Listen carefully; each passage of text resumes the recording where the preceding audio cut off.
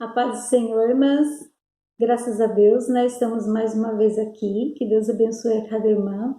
Que o Espírito Santo possa falar melhor em cada coração através dessa palavra. Amém? Nós chegamos no final desse trimestre, na nossa lição número 13, a batalha espiritual e as armas do crente. Amém?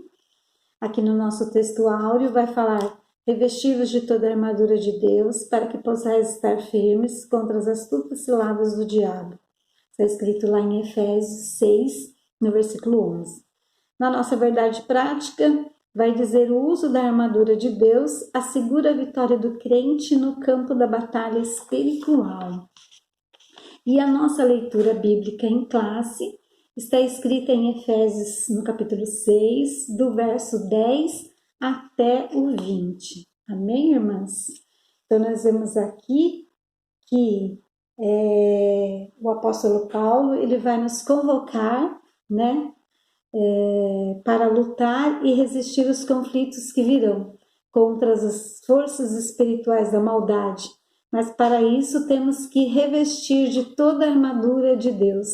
O que é revestir? É vestir por cima, né? O apóstolo Paulo, ele fala sobre luta, sobre guerra, né? Ali no verso 12 de Efésios 6, ele fala: porque não temos que lutar. Então, quando fala de luta, nós sempre lembramos de guerra, batalha, né? Então, quando o soldado ele sai para batalhar, ele não vai sair despreparado, né? Ele se reveste com outras roupas especiais para evitar que ele seja ferido.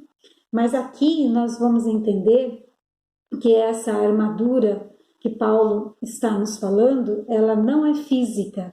Paulo está usando aqui de uma metáfora, né? De uma comparação. Essa armadura, ela é espiritual, amém? Então, nós vamos lá para a parte do tópico 1, o preparo espiritual do crente para a batalha. Na parte 1, fortalecidos no poder do Senhor. Então, Paulo vai falar aqui sobre fortalecei-vos no Senhor. O que isso vai indicar? Indica que nós não temos poder em nós mesmos, né? Ele fala: fortalecei-vos no Senhor, não fortalecei-vos em vós mesmos, né? Então, muitas das vezes nos encontramos fracos, temos lutas diárias e nós nem percebemos que tudo isso que estamos passando são lutas espirituais. E muitas das vezes nós queremos resolver, né, isso de forma com as nossas forças, né, com as nossas armas.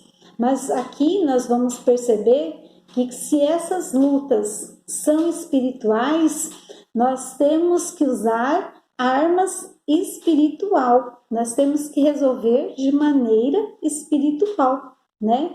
Mas para isso, nós temos que fazer como o apóstolo Paulo nos falou. Temos que nos fortalecer, né, no Senhor, e uma vida de santidade e nos encher do Espírito Santo. Amém? Na parte 2, vigilantes em toda oração e súplica, né? Nós temos que ter uma vida de oração, pois não podemos batalhar sem as armas. E isso só é possível se estivermos cobertos, se estivermos revestidos no Senhor e dessa arma espiritual que é a oração. Nós temos que orar, sim, né? Mas também temos que ser vigilantes, pois não sabemos por onde que o inimigo vai nos atacar. Ele é muito astuto, né? Ele age de sutilezas para nos atacar. Então, nós temos que estar sempre orando e vigiando e não deixarmos nenhuma brecha para que ele não venha nos atacar, né? E se nós estivermos revestidos, cheios da graça de Deus e do Espírito Santo, certamente ele não vai nos pegar de surpresa. Amém? Aqui no tópico 2, conhecendo o campo de batalha espiritual, né? Então, aqui na parte 1, nós vamos ver as astutas ciladas do diabo. Lá em Efésios 6, no verso 11, né, ele fala sobre revesti-vos de toda a armadura de Deus para que possais estar firmes contra as astutas do diabo.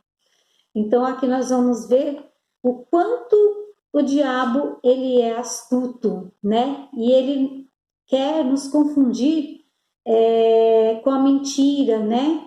Ele quer confundir a mentira com a verdade. Então, por isso que há tantas heresias, falsas doutrinas, porque ele confunde muitas pessoas. E se nós não estivermos com as nossas armas, né, de oração e súplica, né, e o Espírito Santo ele vai nos mostrar, né? Então, ele lá em Gênesis 3:4, no capítulo 3, no versículo 4 e 5, ele usou a serpente para enganar a Eva, né? E também ele faz deturpar as escrituras. Ele vai querer sempre nos confrontar usando a palavra de Deus e alterando o verdadeiro sentido da palavra, como ele fez com Jesus lá no deserto, onde está escrito lá em Mateus, no capítulo 4, no verso 6. Ele estava usando a palavra para confrontar. Ele também é dissimulado, né? Dissimular e induzir a dissimulação. Então, nós vemos lá em 2 Coríntios 11, 13 e 14, Paulo nos advertindo sobre os falsos profetas, obreiros, pessoas dissimuladas, né? Fraudulentas, fingidos, hipócritas, e se fazendo do que realmente não é. A gente vê muito isso, né? Hoje em nossos dias. Falsos sinais. Aqui o apóstolo Paulo vai estar falando falsos sinais sobre o anticristo que virá, fazendo sinais de prodígio, né? Sinais de mentira, né? Lá em 2 Tessalonicenses, no capítulo 2, no verso 9. Ele também faz as acusações, né? O próprio diabolos, já diz acusador. E é por isso que ele sempre está nos acusando, porque o nome dele é acusador. Então, ele sempre quer nos apontar os nossos erros. Ele também semeia incredulidade, né? Ele usa de artimanha para cegar, impedir que as pessoas que não conhecem a Cristo, né, que são incrédulas, né, entendam e conheçam a verdadeira palavra. Ele também promove ideologias anticristãs. Então, nós vemos que ele traz doutrinas estranhas, como a ideologia de gênero, machismo, feminismo e muito mais, né? Que ele tenta trazer em nosso meio, né?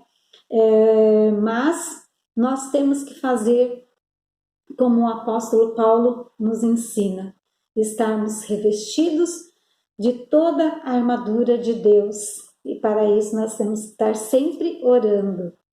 Na parte 2, o conflito contra o reino das trevas.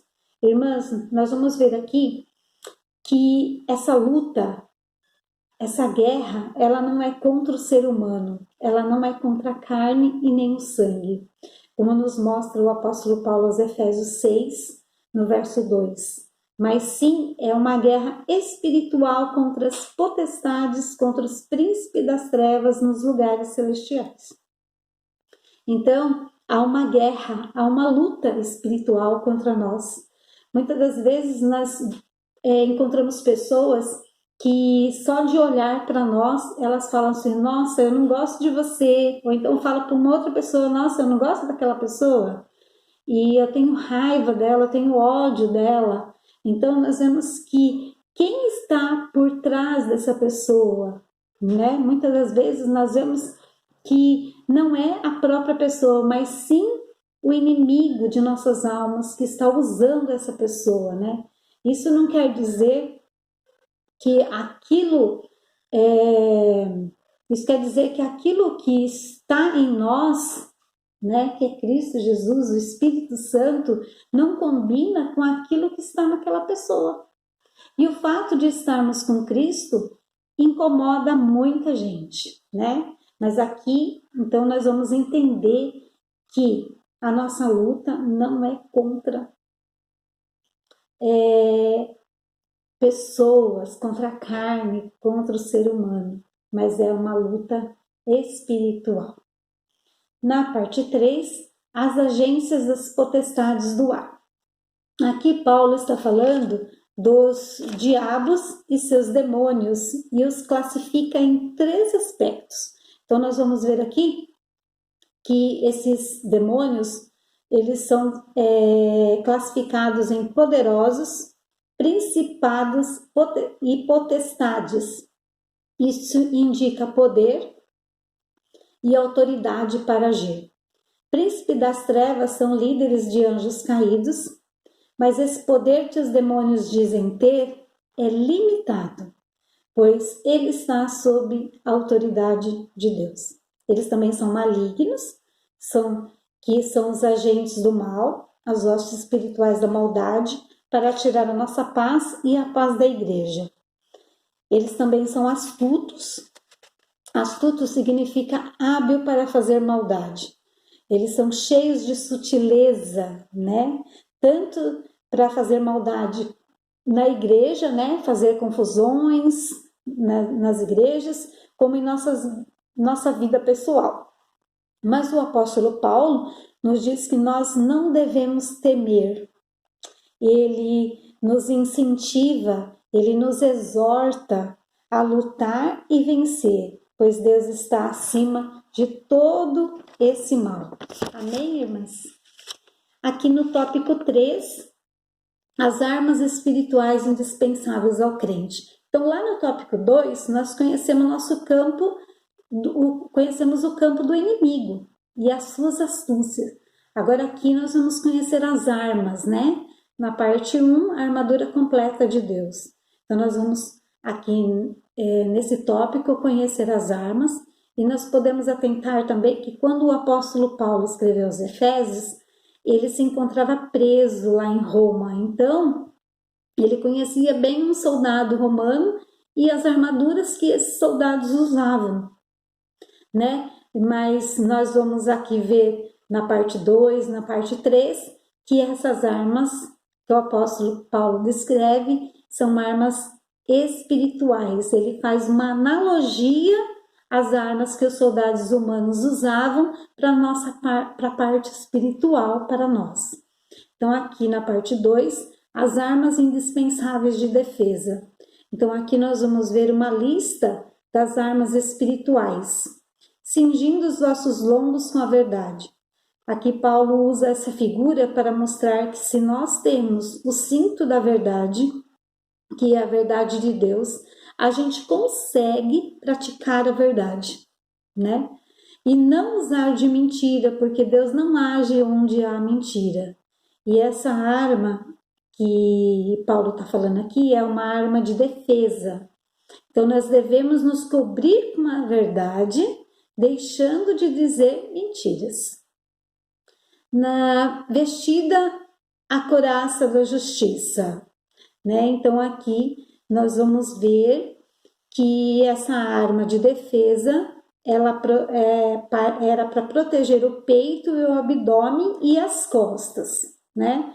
Ela protegia também os órgãos vitais, um dos órgãos vitais, o coração. Então, nós vamos ver aqui que essa armadura de defesa era para defesa espiritual, é um atributo moral. Nós não devemos usar da mentira e do engano. Temos que ser protegidos pela justiça de Deus. E calçados os pés na preparação do Evangelho da Paz. Esse calçado servia para dar estabilidade aos soldados, né? E para nós, ela serve como agilidade e prontidão na obra do Senhor e estar disposto a anunciar o Evangelho. Os nossos pés devem estar sempre calçados protegidos para adentrar no território inimigo. E formando, sobretudo, o escudo da fé. Esse escudo, ele servia para proteger o corpo inteiro, né? Então, ele refere-se à nossa fé em Jesus, das injúrias, né? Das calúnias que vêm do nosso inimigo. Nós temos que ter uma fé que não se abala. Por isso, sempre vai acontecer calúnias, injúrias contra nós, mas se nós estivermos firmados na fé em Jesus, nós vamos vencer. E o capacete da salvação. Então, o capacete, ele servia para proteger a cabeça, né? Que é o nosso cérebro, que o nosso cérebro seja protegido. Então, eles usavam o capacete para que eles não sofressem nenhum dano no seu cérebro. Então, a nossa mente, irmãs, é quem comanda todo o nosso corpo, né? As nossas ações. Então, nós devemos usá-la para que nenhuma interferência nos abale, né? Aquela convicção da nossa salvação que recebemos em Cristo. E na parte 3, a imprescindível arma ofensiva. Então, aqui nós vamos ver, né, que a espada do Espírito, essa arma, como diz o comentarista, tanto era para defesa, né, quanto para ataque. Então, o Espírito Santo, ela é a arma mais poderosa, pois é com ele que vencemos todas as ciladas do diabo. A espada é a palavra de Deus, refere-se à Bíblia Sagrada. Lá em 2 Timóteo 3,16, né, ela nos instrui, ela nos corrige, ela nos ensina. E lá em Hebreus 4,12, diz que ela penetra até a divisão da nossa alma, né? E para que nós possamos vencer as ciladas, temos que estarmos cheios do Espírito Santo e guardar a palavra no nosso coração, como diz o salmista, né? Lá no Salmo 119, no verso 11, escondi a tua palavra para eu não pecar contra ti. Então, irmãs, para nós concluirmos, hoje nós aprendemos que sem oração e súplica, esses elementos da armadura de Deus seriam inúteis, né? A oração e a vigilância, ela tem que ser a todo tempo, pois o diabo, ele não brinca de ser diabo. Não existe super-heróis, né? A gente sempre ouve essa frase. Não existe super-heróis, e sim homens e mulheres de oração. Temos que ser totalmente dependentes de Jesus e contarmos com as orações uns dos outros, né? A vitória da igreja contra a força do mal é vencida pelo poder de Deus. Amém, irmãs? Vamos perseverar em oração. Deus abençoe a cada irmã. Vamos ficar firmes. Amém, irmãs? Deus abençoe a cada irmã.